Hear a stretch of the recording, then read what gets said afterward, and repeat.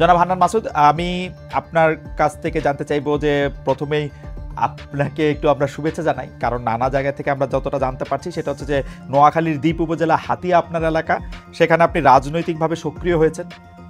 আপনি কি মানে সেখান থেকে নির্বাচন করবেন, কি করবেন, মানে রাজনৈতিকভাবে সক্রিয় অর্থ হচ্ছে গত কয়েক মাসে হাতিয়ার উন্নয়ন নিয়ে কাজের বিষয়ে প্রকাশ্যেই বক্তব্য রাখছেন। সরকারি কাণ্ডেও আমরা শুনেছি যে হাতিয়ার উন্নয়নে, হাতিয়া যাতে একটু ভালো বাজেট পায় সেখানে আপনি ভূমিকা রাখছেন, কিন্তু কিভাবে রাখছেন, কি করছেন সেটা একটু আমাদেরকে একটু বলেন জনাব হান্নান মাসুদ। ধন্যবাদ জানাচ্ছি খালেদ মহিউদ্দিন ভাইকে। খালেদ মহিউদ্দিন ভাই আমার অনেক পছন্দের একজন সাংবাদিক। দীর্ঘ সময় ধরে ওনার এই টক শো মনে হয় আমি একটাও মিস দিই নাই। আর ফজলুল হক ভাই তো হচ্ছে ওনার সাথে দুই একটা টক শোতে যাওয়া হয়েছে।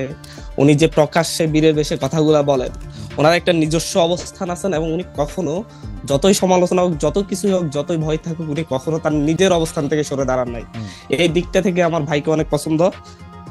আমি দ্বীপ হাতিয়া হচ্ছে একটি দ্বীপপুঞ্জ, আশপাশে আরো 30টি দ্বীপ আছে ছোট ছোট। এই দ্বীপ উপজেলায় দীর্ঘ সময় ধরে হচ্ছে আপনার একজন জলদস্যু এবং তার পরিবার শাসন এবং শোষণ করে আসছে। আমার এই দ্বীপ হাতিয়ার জন্য তো হচ্ছে সরকারের কাছ থেকে প্রচুর বরাদ্দ, প্রতি বছর প্রতিটি উপজেলার জন্যই বরাদ্দ হয়। আপনাকে আমি যদি বলি যে একবার আমাদের দ্বীপ হাতিয়াতে ঘুরে আসেন, ওখানকার নট এ সিঙ্গেল একটা রাস্তাও ওখানকার মানে হচ্ছে পাকা নেই। প্রতিটি রাস্তা ভেঙে চুরে এবড়ো থবড়ো অবস্থায় আছে। মানুষজনের যে কষ্ট, একটি মাত্র প্রায় 7.5 লক্ষ মানুষের জন্য একটি মাত্র হসপিটাল, যে দ্বীপ থেকে আপনার হচ্ছে ট্রলারে করে মানুষকে যাতায়াত করতে হয়, সেই দ্বীপের একটি মাত্র হসপিটাল 50 শয্যা বিশিষ্ট, শুধুমাত্র 4 জন ডাক্তার দিয়ে চলছে দীর্ঘ সময় ধরে। একই সাথে হচ্ছে ওই জায়গায় মানুষজন যে কতটা অবহেলিত, কতটা লাঞ্ছিত, আপনারা হয়তো কয়েকটা নিউজ দেখেছেন যে হচ্ছে সমুদ্র ভাড়া দেওয়া হয়। ওখানকার মানুষের প্রধান পেশা হচ্ছে জেলে, মানে হচ্ছে মাছ ধরা। তাদের কাছে সমুদ্র ভাড়া দেওয়া হয় যে এই জায়গায় অমুক একজন জেলেই মাছ ধরতে পারবে, সেই মাছ ধরতে হলে তাকে 20 লক্ষ টাকা 10 লক্ষ টাকা করে এভাবে দিতে হবে। এর আগে এই কাজটা করতে হচ্ছে সেই জলদস্যু, উনি এটা চালু করে এসেছেন। মাসুদ, যদি একটু অনুমতি দেন, মানে আপনি ধরেন বাংলাদেশে সব জায়গায় এরকমটা তো চলেই আসছে, সেটা আমি বাদ দেই, আমি আসলে জানতে চাই যে এই সরকারি কাণ্ডে হাতিয়ার উন্নয়নে আপনি কিভাবে ভূমিকা রাখছেন, মানে আপনার এটা ফজলু ভাই আরো ভালো বলতো, আপনার লুকাস স্ট্যান্ডার্ডটা কি, মানে আপনি ওই এলাকার একজন মানুষ? আমি অবশ্যই বলি, আমি হচ্ছি দ্বীপ উপজেলা, হাতিয়া উপজেলার একজন মানুষ, হাতিয়ার একজন নাগরিক, এবং হচ্ছে ওখান থেকে আমি উঠে আসা, মানে ন্যাশনালি একটু পরিচিতি পাওয়া একজন মানুষ। আমি এই আন্দোলনের মধ্যে দিয়ে একটু ন্যাশনালি পরিচিতি পেয়েছি, যার ফলে হচ্ছে হাতিয়ার একটি সংস্থা আছে, সমিতি আছে হাতিয়ার, যারা হচ্ছে সুশীল সমাজ, শিক্ষিত জনগোষ্ঠী, ওনারা একটা সমিতি করেন, হাতিয়া দ্বীপ সমিতি। তো ওনারা সহ আমরা বিভিন্ন জায়গায় একটা টিম আকারে বিভিন্ন উপদেষ্টার কাছে, বিভিন্ন কাছে আমরা যাই, যে হচ্ছে আমাদের হাতিয়ার জন্য এটা প্রয়োজন। এবং আমি ব্যক্তিগত জায়গা থেকে যদি কখনো কারোর সাথে দেখা হয়, আমি নিজেও বলি, আমি হাতিয়া থেকে ইলেকশন করার চিন্তা ভাবনা রেখেছি, যদি হাতিয়ার মানুষ এখন যেভাবে আমাকে আগ্রহ ভরে ছাড়ছে, কারণ দীর্ঘ সময় ধরে হাতিয়ার মানুষ কাউকে পাই নাই তাদের পাশে। এর আগে আমাদের সম্মানিত একজন এমপি ছিলেন জনাব প্রকৌশলী মোহাম্মদ ফজলুল আজিম সাহেব, উনি হাতিয়ার জন্য অনেকগুলো কাজ করেছেন, কিন্তু দুঃসময়ে হাতিয়ার মানুষের কখনো খোঁজ নিতে পারেন নাই। ওনার ব্যবসা বাণিজ্যে উনি ব্যস্ত ছিলেন, যার কারণে হচ্ছে হাতিয়ারতে একটা নেতৃত্বের শূন্যতা তৈরি হয়েছে। সেই জায়গা থেকে হাতিয়ার মানুষ এখানে অনেক ধরনের অনেকেই নেতৃত্ব দেওয়ার চেষ্টা করছে, আছে। যদি হাতিয়ার মানুষ চাই, আমি সেই ক্ষেত্রে নির্বাচনে যাওয়ার জন্য প্রস্তুতি নিচ্ছি।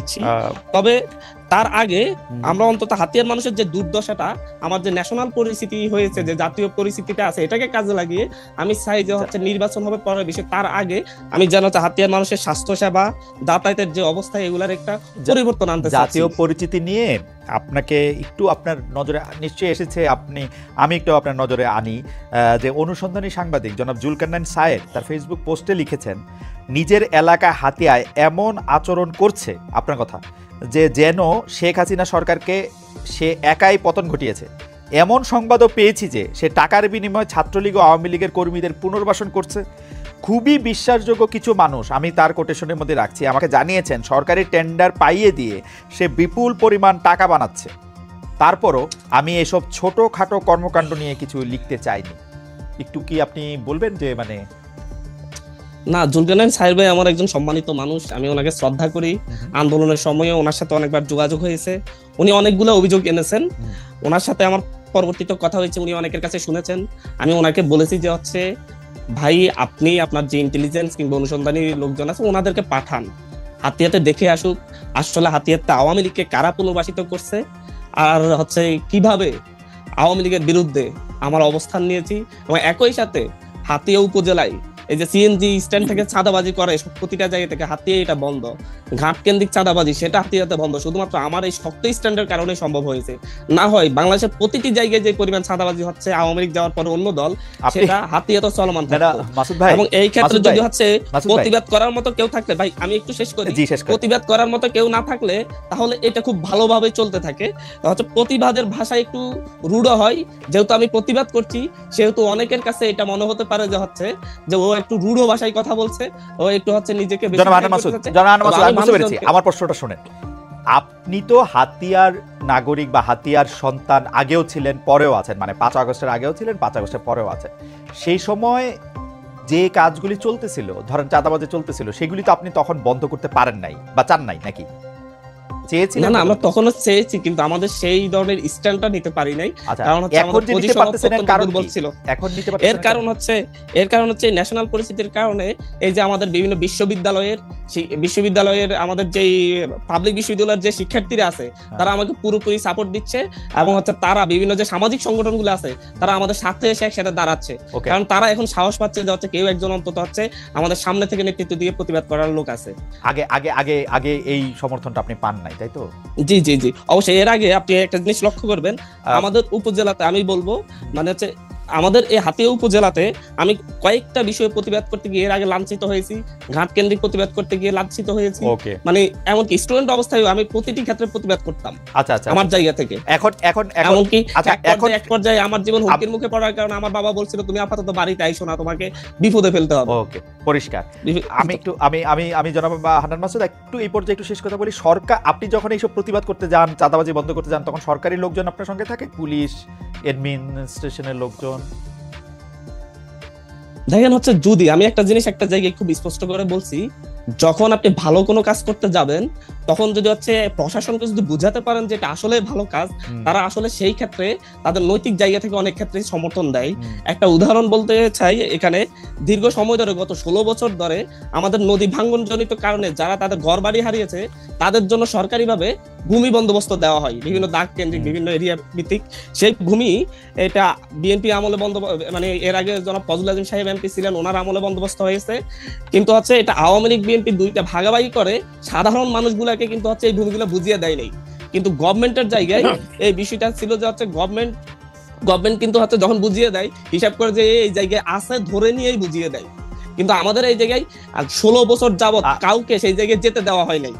যখন এই বিষয়টা নিয়ে আমি হাসান আরিফ স্যারের সাথে একদিন কথা বলেছিলাম, তার মানে এই জায়গায় হচ্ছে মানুষ লাঞ্ছিত হচ্ছে, এবং হচ্ছে প্রশাসন খুব সাহসী ভূমিকা রেখে তারা এই জায়গায় হেল্প করে মানুষজনকে জমিগুলো বুঝিয়ে দিচ্ছে। রাইট। জনাব হান্নান মাসুদ, আপনার কখনো এরকম সন্দেহ হয় নাই যে এখন যেহেতু প্রশাসনে বা সরকারে আপনার বন্ধু বান্ধবেরা আছেন সেই তো আপনার জন্য কাজটা সহজ হচ্ছে? না, আমি সেটা মনে করছি না। আমি মনে করছি প্রশাসনে যেহেতু এখন প্রশাসনে এবং সরকারে যেহেতু এখন আওয়ামী ফ্যাসিস্টের দোসরগুলা নেই, সেহেতু আছে এখন যেহেতু দেশপ্রেমিক অধিকাংশ দেশপ্রেমিক মানুষ আছে, সেই ক্ষেত্রে দেশের যে কোনো ভালো কাজের জন্য তারা সহযোগিতা করছে এবং আমাদের জন্য এটা ভালো হচ্ছে। ধরেন এখন বিএনপি ক্ষমতায় থাকলেও আপনারা প্রশাসনকে এরকম বুঝাতে পারতেন, এরকম মনে করতেন? আমি একটা জিনিস মনে করি, বিএনপি ক্ষমতায় থাকলেও যদি আমাদের সাবেক এমপি ফজলুল আজিম সাহেব উনি যদি এমপি হতেন, উনি নিজে এগুলো অনেকগুলো উনি নিজেও সমাধান করতে পারতেন, কারণ উনি অত্যন্ত মানুষকে ভালোবেসে অনেকগুলো কাজ করে গিয়েছেন। এটা আমরা ওনাকে এখনো এই জন্য শ্রদ্ধা করি। Fantastic. Subscribe to my channel.